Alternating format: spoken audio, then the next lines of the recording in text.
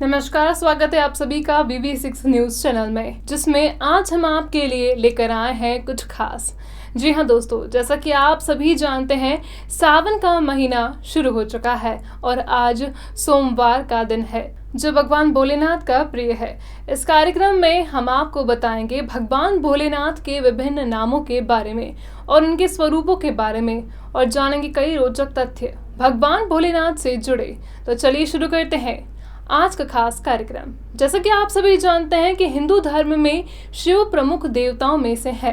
वेद में इनका नाम रुद्र है, इनकी अर्धांगिनी शक्ति का नाम पार्वती है, इनके पुत्र कार्तिकेय और गणेश है। रावण, शनि, कश्यप ऋषि आदि इनके भक्त हुए हैं। शिव सभी को समान दृष्टि से देखते हैं, इसलिए उन्हें महादेव कहा जाता है।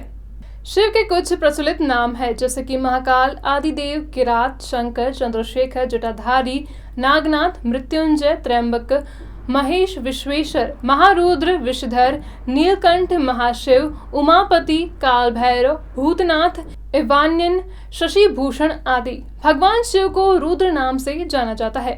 रुद्र का अर्थ होता है रुत दूर करने वाला, अर्थात दुखों को हरने वाला। अतः भगवान शिव का स्वरूप कल्याण कारक है।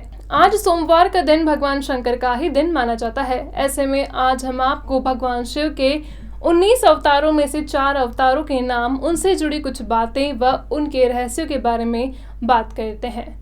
चलिए शुरू करते हैं। पहला है शरभ अवतार। भगवान शंकर का पहला अवतार है शरभ। इस अवतार में भगवान शंकर का स्वरूप आधा मृग यानी कि हिरण तथा शेष शरभ पक्षी का था। इस अवतार में भगवान शंकर ने नरसिंह भगवान को क्रोधाग्नि को शांत किया था।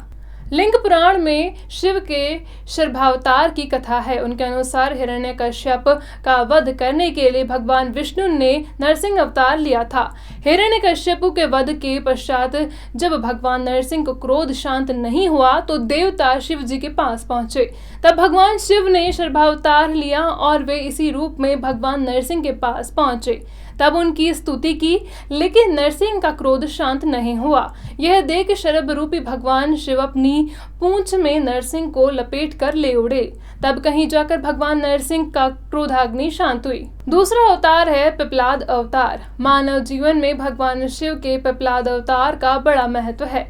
शनि पीड़ा का निवारण पिपलाद की कृपा से ही संभव हो सका है। कथा है कि पिपलाद मुनि ने देवताओं से पूछा, क्या कारण है कि मेरे पिता दधीचीर जन्म से ही पूर्व ही मुझे छोड़कर चले गए। देवताओं ने बताया कि शनि ग्रह की दृष्टि के कारण ही ऐसा कुयोग बना।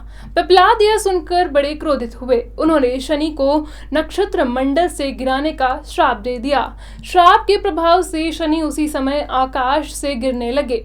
देवताओं की प्रार्थना पर पिपलाद ने शनि को इस बात पर क्षमा किया कि शनि जन्म से लेकर 16 साल तक की आयु तक किसी को कष्ट नहीं देंगे।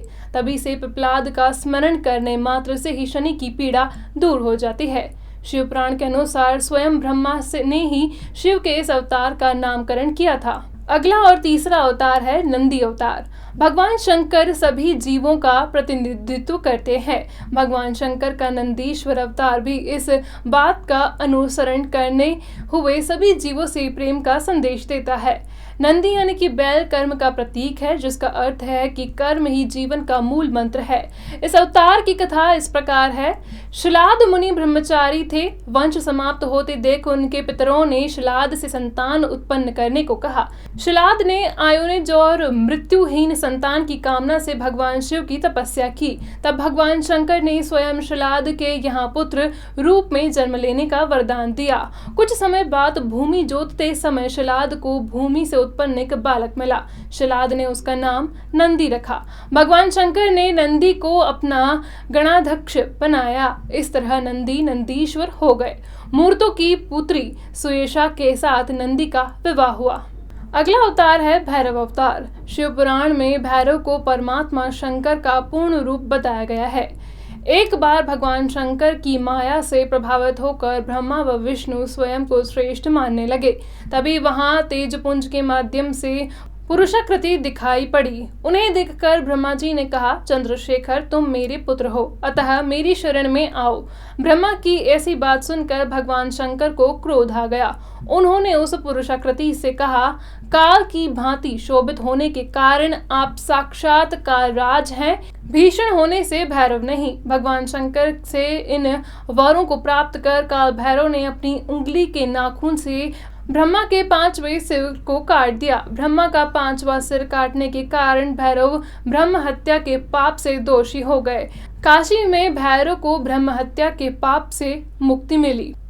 हमें उम्मीद है आपको ये विशेष कार्यक्रम पसंद आया होगा। इसी तरह की खबरों पर बने रहने के लिए हमारे YouTube चैनल को सब्सक्राइब करना, वीडियो को लाइक शेयर करना बिल्कुल मत भूलिएगा। धन्यवाद।